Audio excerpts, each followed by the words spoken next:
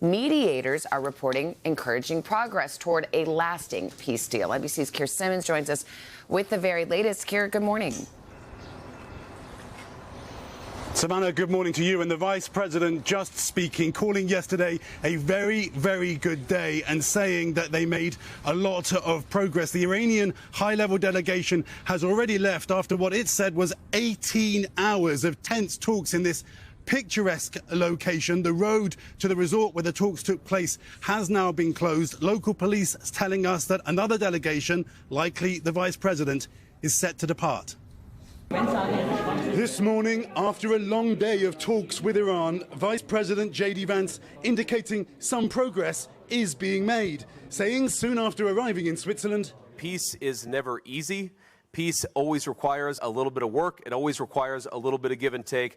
Pictured late last night, hunched over a computer with President Trump's son-in-law and Qatar's Prime Minister. Then an early morning statement from Qatar and Pakistan, the talks' mediators, saying all sides agreed a roadmap towards reaching a final deal within 60 days. Earlier, high tension in the room, senior Iranian officials refusing to shake hands with US delegates in front of the cameras. A diplomat with knowledge of the talks telling NBC News. Here you can see the leader of Iran's delegation with Vice President Vance in the background looking on. Then the Iranians leave. One major disruption, continued Israeli and Hezbollah strikes in Lebanon, despite a new ceasefire. Israel is not at the talks. We've seen great progress over the last just couple of days in ensuring that the ceasefire holds in Lebanon. These things are always a little bit messy.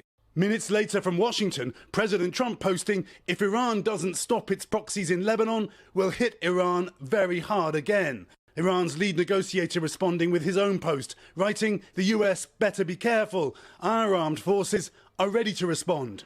At one point, Iranian hardliners telling their media the Strait of Hormuz had been closed again. The US military reporting ships continue to pass.